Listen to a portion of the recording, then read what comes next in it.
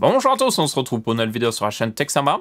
Aujourd'hui, je vais vous montrer comment tirer parti pleinement de votre carte graphique et avec des astuces totalement gratuites, il n'y a rien à payer ici. Donc ça va passer par des réglages que vous pouvez faire dans Windows, par de l'overclocking automatique. L'overclocking, c'est quelque chose qui vous permet d'augmenter la fréquence de votre carte graphique, c'est-à-dire que vous en tirerez plus, genre elle sera plus puissante.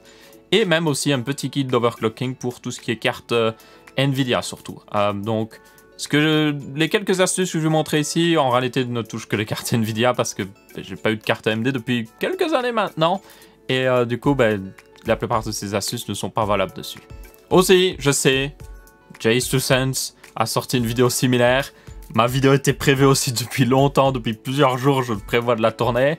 Et juste quand je décide de la tourner, il sort une vidéo exactement de ce que je veux faire. Donc, certaines des astuces qu'il a données dans sa vidéo, vous allez les revoir ici parce que c'est des astuces qui existent depuis pas mal de temps. Mais bon, bref, je pars du principe que la plupart d'entre vous ne parlez pas anglais, donc ça ne devrait pas être un problème. Ok, alors la première astuce, si vous voulez tirer pleinement de votre carte graphique, c'est de fermer la plupart des programmes quand vous jouez, tout simplement. Pourquoi? Parce que, par exemple, votre navigateur, il prend des ressources. Il prend des ressources CPU, il prend des ressources un peu de votre GPU des fois, et c'est quelque chose qui va vous faire perdre un petit peu d'FPS dans les jeux, ou peut-être, et ça c'est le plus embêtant, vous faire avoir des lag spikes. Des lag spikes, c'est quand vous avez d'un coup peut-être un programme qui va d'un coup s'actualiser en arrière-plan, prendre beaucoup de CPU, et d'un coup votre jeu va ralentir d'un coup, et puis repartir comme si de rien n'était. Donc fermez, si possible, un maximum de programmes avant de jouer. Deuxième truc, vous allez aller dans les paramètres Windows, donc vous pouvez aller dans le petit menu en bas à droite, si vous êtes sur Windows 10. D'ailleurs, cette astuce n'est valable que pour Windows 10. Et vous avez une catégorie jeu avec un logo Xbox. Et là-dessus, vous avez une fonction qui permet d'enregistrer les clips de jeu, des captures d'écran et des diffusions à l'aide de la barre de jeu. Ça, vous pouvez le désactiver. Pourquoi? Parce que ça enregistre techniquement en permanence quelque chose et ça peut prendre un petit peu de ressources, donc je vous conseille de le désactiver tout simplement, surtout si vous utilisez déjà d'autres trucs pour enregistrer des vidéos sur votre PC ou que vous en avez rien à faire d'enregistrer des vidéos sur votre PC, vous pouvez le désactiver. Ensuite, on continue dans les astuces assez simples. On va arriver à l'overclocking après, ne vous inquiétez pas. Vous allez aller dans les petits icônes d'application en bas ici. Et vous allez faire un clic droit sur l'icône Nvidia que vous avez normalement si vous avez installé les pilotes Nvidia. Et vous allez ouvrir le panneau de configuration Nvidia. Ce panneau de configuration Nvidia a quelques trucs qui sont plutôt pratiques. Vous pouvez notamment changer, pivoter l'affichage et tout ça. Mais nous, ce qui nous intéresse, c'est le paramètre qui est ici. Gérer les paramètres 3D. Vous allez cliquer dessus. Et vous allez dans paramètres globaux. Très important. Et dans cette liste-là, vous allez descendre. Et vous avez deux trucs à changer. Vous avez d'abord filtrage de texture qualité, vous allez le mettre en haute performance, par défaut il sera en qualité, vous pouvez le mettre en haute performance, vous, et je peux vous le garantir, ne verrez aucune différence, et ensuite vous aurez, à part que vous allez gagner en FPS, et puis ensuite vous avez un autre truc qui est mode de gestion d'alimentation, et ça vous allez le mettre en privilégier les performances maximales, et ça si vous voulez plus d'FPS. Après évidemment si vous voulez que votre PC consomme un petit peu moins d'électricité, mettez puissance optimisée, ce qui est le paramètre par défaut, mais bon. Nous ici, on va en tirer un maximum de notre carte graphique. Tenez compte que votre carte graphique continuera quand même de se mettre en mode régime plus bas si vous mettez ce paramètre, même en privilégier les performances maximales. Donc, votre PC quand même consommera moins quand vous êtes en jeu vidéo ou autre chose, donc ne vous inquiétez pas. C'est juste que, là, quand il peut, le PC, il se mettra à fond au niveau puissance quand il a quelque chose en 3D à faire tourner, et du coup ça vous donnera plus de FPS. Ok, maintenant on va commencer à faire des réglages un petit peu plus avancés, mais on ne touche pas encore à l'overclocking, donc pour ceux qui auraient peur d'overclocking, ne vous inquiétez pas, on n'en fait pas ici. Donc, si vous avez des cartes Nvidia, normalement, si vous regardez cette vidéo, vu que c'est plus fait pour les cartes Nvidia, il faut savoir une chose, c'est que plus vous avez une carte récente, plus elles sont limitées par Nvidia. Ces derniers temps, Nvidia est très en mode, ok, cette carte peut consommer autant d'électricité, pas plus. Et un paramètre très important du coup, avec les nouvelles cartes Nvidia, c'est la température. Plus votre carte est bien refroidie, plus vous aurez de FPS.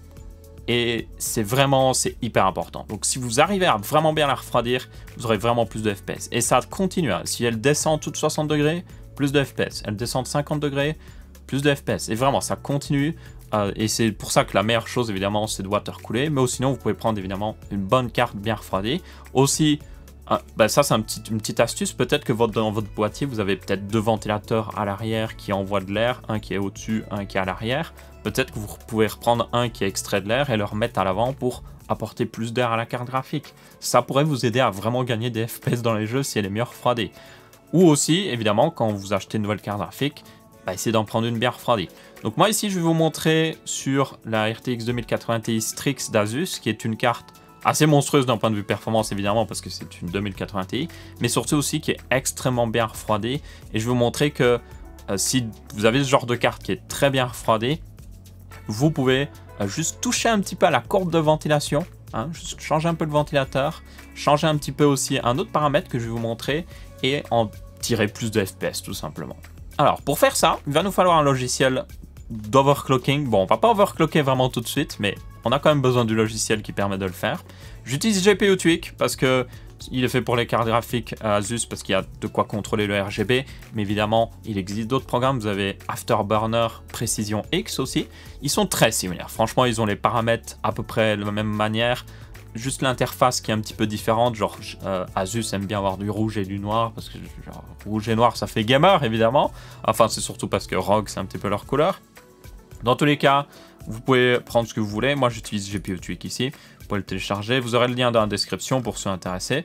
Et du coup, une fois que vous l'avez téléchargé et installé, vous pouvez le lancer. Donc là, on va le lancer. Il demande les doigts de l'administrateur parce qu'il touche quand même à votre carte graphique. C'est quand même pas rien. Mais ne vous inquiétez pas, c'est un programme sérieux. Ok, donc là, on est dans GPU Tweak. Il y a le moniteur aussi qui devrait pas trop se tarder à se lancer. Voilà. Donc, vous avez ça, ce sera la vue que vous verrez par défaut. C'est la vue simplifiée qui vous permet de juste voir des informations basiques, température de votre carte graphique, la fréquence, l'utilisation de la RAM de la carte graphique. Vous avez aussi le truc de moniteur à gauche qui vous permet de voir plus de trucs. Vous pouvez même personnaliser ce que vous voyez ici.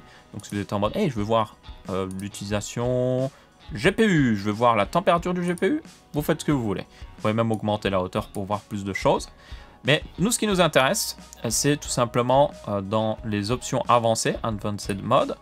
Voilà, on est donc ça c'est ce qui vous permettrait d'overclocker, mais on ne va pas overclocker, ne vous inquiétez pas. Donc ce qu'on va faire ici, c'est que premièrement, on va aller d'abord à gauche ici, et on va rajouter un nouveau profil.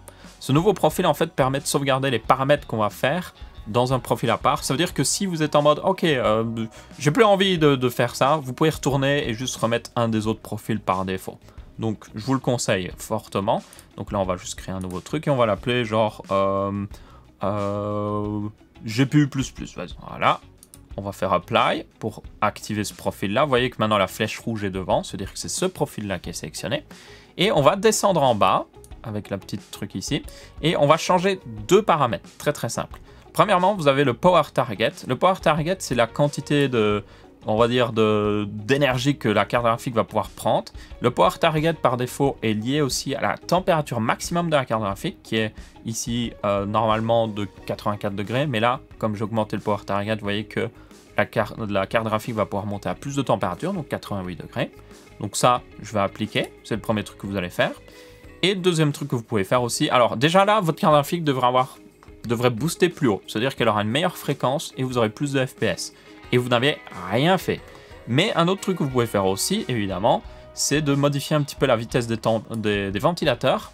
Et ça, c'est encore mieux si vous avez déjà une carte graphique qui était assez silencieuse et que vous êtes en mode, ok, elle est silencieuse, c'est bien, mais genre, quand je suis en jeu vidéo, j'ai un bon casque bien fermé, elle peut se permettre de tourner un petit peu plus haut.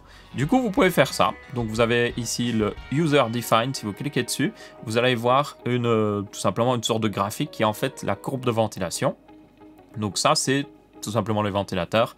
Donc, vous voyez par exemple, pour vous donner une idée, vous avez la température en bas et vous avez la vitesse du ventilateur dans l'autre axe. Donc, c'est-à-dire que quand on est à 30 degrés, la vitesse du ventilateur est de 30% plus ou moins.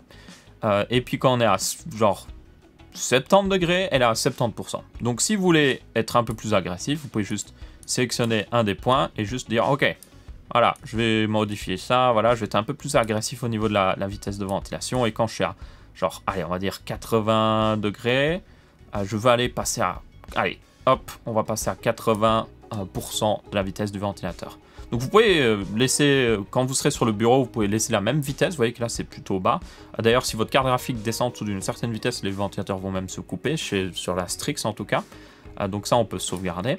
Sur la Strix aussi, c'est petite particularité, mais la Strix, on peut contrôler tous les ventilateurs, indépendamment l'un de l'autre. Donc là, j'ai le gauche et le droite, j'ai le milieu, oui. Et j'ai aussi, il y a des ports de ventilateur à l'arrière de la carte graphique. Donc je pourrais les contrôler avec ça, mais bon, bref. Du coup, ici, si vous êtes dans le même cas que moi, oui, vous devez évidemment régler pour les différents ventilateurs. Mais bon, je pense que la plupart des gens n'auront pas ce genre de choses. Vous aurez juste une seule courbe qui règle pour tous les ventilateurs de la carte graphique, même s'il y en a plusieurs. Ok, c'est bon. Et du coup, avec ça, normalement, vous aurez plus de FPS. Alors, ça va pas booster de 40% de FPS en plus ou autre chose, mais vous allez avoir quand même un truc non négligeable. Donc avec tous les réglages que je vous ai montrés ici, vous devrez avoir 5 à 10%, dans les meilleurs cas en tout cas, de FPS en plus. Si en plus vous prenez aussi un ventilateur, comme j'ai dit, si vous pouvez rajouter des ventilateurs dans votre boîtier, ou si vous choisissez un boîtier, prenez un boîtier qui privilégie un bon flux d'air pour la carte graphique, toutes ces petites astuces vous permettront de gagner en FPS. Mais on peut aller encore plus loin. Alors aussi, d'ailleurs, si vous voulez sauvegarder le profil, je le montre ici, mais si vous faites Apply et que vous êtes sur le profil sélectionné ici, vous devez faire Save. Et là, hop, c'est sauvegardé. Donc si je remonte le truc là, je fais Apply, Save. Et vous pouvez faire Save New aussi si vous voulez faire un nouveau profil. Ok, alors maintenant, nous allons overclocker. Petit disclaimer, si vous overclockez votre carte graphique, réellement, sur les dernières cartes graphiques Nvidia, plus vous êtes à partir de la génération 10 et la génération 20, il y a vraiment... c'est impossible de faire quelque chose qui va faire des dégâts à votre carte graphique. Mais toutefois, pour me protéger, je dis que tout ce qui est à partir de ce point-là, c'est à vos risques et périls. Si vous le faites, c'est votre problème. Moi, je fais que montrer. Si vous le faites, c'est votre problème. Du coup, on va overclocker la carte graphique. Il y a deux manières de faire. Soit vous overclockez, ou soit, si vous avez une carte graphique genre, si vous avez une GTX 1050, 1060, donc toutes les, on va dire, les deux dernières générations de cartes Nvidia, vous avez un bouton qui s'appelle le OC Scanner. Le OC Scanner va overclocker votre carte graphique pour vous. Et alors, évidemment, il ne fait pas le meilleur overclocking possible, mais ça dépanne. Et si vous êtes en mode j'ai pas envie d'y toucher, ça peut être une bonne chose. Mais je vais vous montrer comment overclocker parce qu'évidemment c'est plus intéressant. Aussi, pour ceux qui ont des plus anciennes cartes graphiques Nvidia, une GTX 980 par exemple, ou même une 780, vous n'aurez pas le OC Scanner. Donc c'est pour ça que je dois vous montrer. Donc, ce qu'on va faire ici, c'est qu'on va tout simplement augmenter le GPU, la fréquence du GPU et aussi la fréquence de la mémoire. Le truc qui est important à noter avec l'overclocking, c'est que comme il y a deux variables qu'on change ici, c'est beaucoup mieux de changer une variable à la fois. Donc vous changez juste le GPU, vous l'overclockez, vous testez, donc c'est ce qu'on va faire, on va mettre une nouvelle fréquence, on va tester. On va réaugmenter encore la fréquence, on va tester. Et ainsi de suite, et jusqu'à quand que ça crache. Quand ça crache, d'ailleurs, pour information, vous le verrez facilement, soit vous aurez des artefacts à l'écran, ou soit votre pilote graphique va cracher. D'ailleurs, si le pilote graphique crache, pour information, la vidéo que vous regardez là risque de couper si vous la regardez sur le même PC. Donc ne soyez pas étonnés, je tiens à le préciser. Et du coup, c'est pas grave, le pilote va se relancer tout seul, donc vous n'avez pas trop à vous inquiéter là-dessus. Donc, on va commencer un petit peu à overclocker très simplement. Ok, alors nous on va commencer par le GPU Boost, qui est la fréquence du GPU donc. Donc là il est à 1650, en réalité il est à plus parce que votre GPU va booster encore plus pour info. Mais on va le régler, donc on va juste mettre 1750 sur GPU Tweak, vous devez écrire la véritable fréquence d'ailleurs, je tiens à le préciser. Et vous voyez qu'il m'indique plus 100, donc on est passé à plus 100. Sur la plupart des cartes graphiques Nvidia, vous pouvez faire plus 100 assez facilement, genre il y a peu de chances que ça fasse de gros problèmes. Et il y a peu de chances que ça ne passe pas, à part si votre constructeur de carte graphique est vraiment à pousser à la limite la carte déjà par défaut. Mais ouais, normalement ça devrait aller.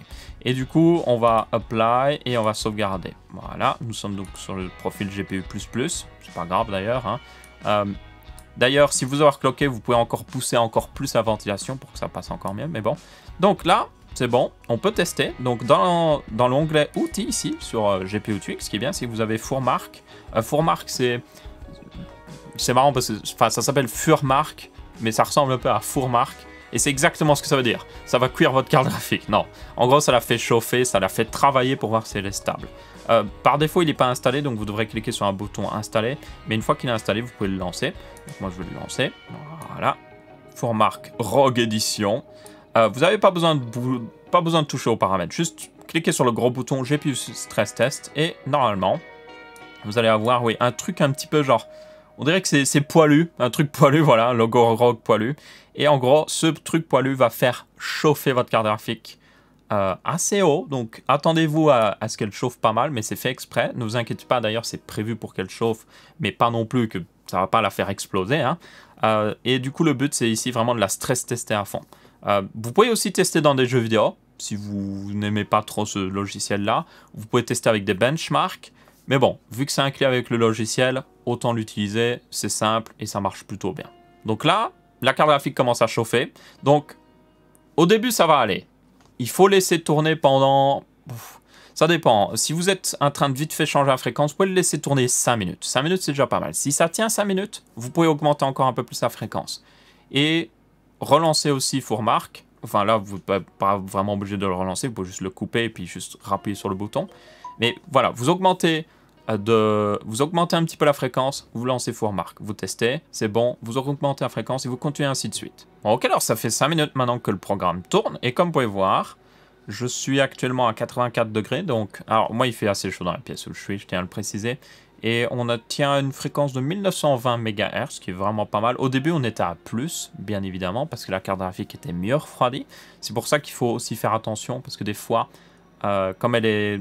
Quand vous lancez peut-être un jeu, elle va aller à une plus haute fréquence et peut-être qu'elle sera instable à cette fréquence, puis d'un coup elle va rediminuer à une fréquence où elle sera stable. Donc faites juste un petit peu attention des fois. Mais bon, vous voyez qu'elle continue, quoi qu'il arrive, d'elle-même changer sa fréquence selon la température. Donc là on est à 85, ça doit être le maximum. Maintenant je pense qu'on est à peu près au maximum.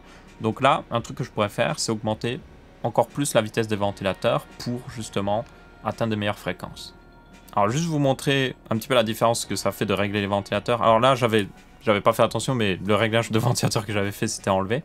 Mais là on est bon, donc on est retourné au réglage que j'avais fait avant.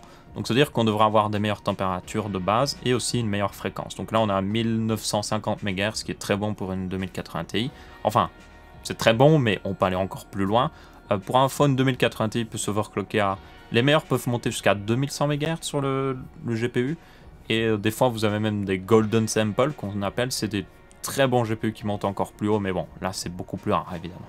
L'un des problèmes aussi, c'est qu'évidemment, comme j'ai dit, les cartes Nvidia, surtout ces derniers temps, sont beaucoup plus limitées. Donc, vous aurez du mal à monter plus haut. Si vous avez une ancienne génération, toutefois, les 980, ou même encore avant, vous aurez moins de limites et vous pourrez monter plus haut. Parce que vous avez aussi la possibilité de changer le voltage de la carte graphique. Ça, je ne vous montrerai pas parce que là, c'est déjà un peu plus avancé. Mais déjà, rien que faire ça, ça devrait vous donner plus de performance. On est à peu près bon ici, la carte graphique a encore de la marge. On pourrait même mettre le ventilateur. Pour le moment, franchement, il n'est pas encore très haut. Donc je pourrais le mettre encore plus haut si je veux. Mais on va augmenter un petit peu plus. Donc c'était stable, à 100 MHz. En plus, on est sûr et certain c'était stable. Donc on va passer à peut-être... Bon, là, on va être un peu plus conservateur. Là, on va pas augmenter à nouveau de 100 MHz. On va augmenter de peut-être 50. 50, c'est déjà vraiment pas mal. Et je dirais même que vous devriez augmenter, vous... par tranche de 20 voire 30. Comme ça, vous augmentez petit à petit et dès que vous atteignez un endroit où c'est instable, vous redescendez de 2 paliers. Donc si vous étiez monté à, je sais pas moi, plus 220, vous retournez à plus 180 et là vous devriez être bon. Alors j'ai eu un petit crash de driver, c'est normal. Quand vous augmentez la fréquence, vous finirez par tomber sur un crash. Ça veut dire que vous avez atteint un peu la limite. Je tiens à préciser que vous avez plus de chances de tomber sur le moment où ça crache, surtout quand vous lancez le benchmark, parce que le problème c'est comme la carte graphique aussi bien est redescendue à 60 degrés, elle va booster plus haut et elle va booster à un stade où elle est instable et puis d'un coup elle redescendra à une fréquence où elle est stable. Donc ça vous arrivera, je tiens à le préciser, forte chance que vous arrive. Alors maintenant on va passer à l'overclocking de la mémoire comme j'ai dit. Donc là vous avez Memory Clock, c'est là qu'on va l'augmenter. Alors sur GPU Tweak, ça peut changer d'un programme à l'autre, c'est pour ça que je le dis. Et sur GPU Tweak ils affichent la valeur totale de la mémoire. Donc là, on est à 14 000 MHz. Donc ça peut vous paraître haut, mais c'est juste la vitesse effective de la mémoire. Vous pouvez avoir d'autres programmes, par exemple Afterburner, va vous afficher plutôt, qui serait dans le cas là, 1700 MHz. Parce que si je vais sur GPU Tweak, qui est un programme qui vous permet de voir un petit peu les paramètres de votre carte graphique et tout ça, vous voyez qu'on voit dans Default Clock Memory 1750 MHz. Donc c'est juste, ça vous permet de voir aussi un petit peu ça. Mais bon, du coup ici, si vous êtes sur GPU Tweak, comme moi, il faudra indiquer la fréquence effective comme ça. Donc là, comme j'étais à 14 000, on peut augmenter beaucoup plus qu'avec l'autre fréquence. Ici, vous pouvez faire... C'est à peu près un x5 pour information de différence. Donc, si j'avais augmenté de 100 MHz sur l'autre, sur Afterburner par exemple, ici, je vais plutôt augmenter de 500 MHz. Donc là, je vais passer à 14 500 MHz. OK. Et ça fait un plus 500 MHz effectif. OK. Donc là, on va faire Apply, sauvegarder. Et on va faire la même chose. Stress test. Et on regarde si c'est bon. Alors là, ça ne va pas augmenter la température du GPU parce que ici, on stresse la mémoire du GPU. Ok, alors là, la carte graphique est évidemment en train de passer à fond. On a aussi l'overclocking, je vous rappelle, du GPU. C'est important. Alors, c'est important de faire d'abord le GPU et puis la mémoire, ou vous pouvez faire dans l'inverse. Mais c'est selon moi aussi important de faire les deux en même temps quand vous faites le deuxième, mais que vous avez bien validé le premier. Hein. Pourquoi? Parce que des fois, vous pouvez overclocker la mémoire très haute quand elle est toute seule, et vous pouvez overclocker le GPU très haut quand il est tout seul, mais c'est quand vous avez les deux qu'il y a un petit équilibre qui va devoir se faire. Donc là, c'est pour ça que je préfère garder l'overclocking du GPU pour être sûr que la mémoire ça tient bien. Donc là, on a 75 degrés, ce qui est plutôt bon. La vitesse du ventilateur, évidemment, est plus haute parce que j'ai fait exprès pour être sûr qu'elle soit bien refroidie. Après, si j'avais un casque gaming là, fermé, j'entendrais presque pas le ventilateur, donc ce serait bon. À tenir compte aussi que le boîtier que j'utilise à l'heure actuelle n'est pas hyper bon pour la ventilation du GPU, donc il faudrait... Bon, je vais bientôt watercooler, donc là, le GPU sera à 30 degrés, donc j'aurai plus besoin de m'en préoccuper, mais bon. Du coup, on teste 5 minutes, et quand on a fini les 5 minutes, là aussi, vous pouvez augmenter. Alors là, pour la mémoire, vous pouvez augmenter, en tout cas sur GPU Tweak, par tranche de 100 MHz, donc là, je vais passer peut-être à 14 600, donc 14 600, et puis je vais juste valider. Bon, au début, on peut peut-être aller un peu plus vite, vous pouvez augmenter peut-être de 200 MHz, mais plus vous augmentez, plus vous dites, ok, je vais peut-être augmenter légèrement, et à force, vous trouverez à peu près la bonne fréquence. Et donc voilà, comment tirer plus de votre carte graphique sans débourser le moins d'argent. Il y a d'autres astuces qui existent aussi, si vous voulez un peu débourser d'argent, mais pas trop. Par exemple, une technique très utilisée, c'est de repaste, c'est-à-dire remplacer la pâte thermique de votre carte graphique par une meilleure, une de bonne marque et tout ça, parce que bien souvent dans les cartes graphiques vendues par la plupart des constructeurs, ils mettent de la pâte thermique qui est moins bonne, mais qui a une meilleure durée de vie, parce qu'ils veulent que la carte graphique dure longtemps, mais si vous savez le faire vous-même, vous pouvez vous amuser à juste changer la pâte thermique, et puis tous les 2 ans, vous la rechangez pour être sûr qu'elle soit bonne, et qu'elle soit toujours, on va dire, fraîche, en tout cas qu'elle n'est pas séchée, parce qu'elle peut sécher en partie un peu s'enlever. Mais ouais, ça c'est aussi une bonne technique et ça vous permettra des fois, je l'ai testé avec une GTX 1080 Ti, moi ça m'avait fait permettre de perdre pratiquement 5 degrés sur le GPU. Donc ouais, ça vaut vraiment la peine de le faire, mais c'est un petit peu plus avancé donc je ne le montrerai pas dans cette vidéo. Du coup, quoi qu'il arrive, merci à tous d'avoir regardé. J'espère que vous avez bien apprécié. Si vous avez d'autres astuces dans le genre que vous connaissez, parce que je les connais peut-être certainement pas tous, si vous connaissez un programme par exemple qui tourne sous Windows, qui prend pas mal de ressources par défaut, n'hésitez pas à me le dire. Bon, après là, si vous coupez la plupart des programmes, ça devrait être bon. Mais bon, dans tous les cas, j'espère que vous avez bien apprécié. N'hésitez pas à laisser votre avis, que ce soit en pouce bleu, pouce rouge ou en commentaire. On se retrouvera pour une prochaine vidéo et je vous dis ciao ciao.